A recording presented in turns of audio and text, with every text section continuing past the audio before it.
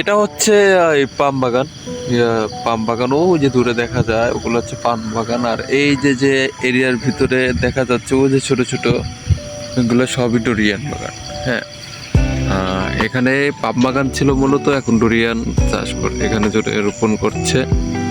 তো আসলে এখানে ডোরিয়ানে অনেক অনেক এটা উৎপাদন হয়।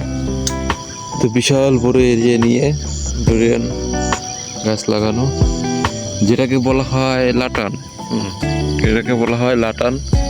তো মালয় শব্দ লাটান হচ্ছে মাঠ জমি বা ফসল, এগুলাকে বোঝায়। হ্যাঁ, তো দেখেন আপনি দৃশ্যটা অনেক সুন্দর লাগে। দেখেন মানে এখানে আমরা এই তো এই যে ঘাসগুলা কাটা হয়, তো যে বড় বড় ঘাস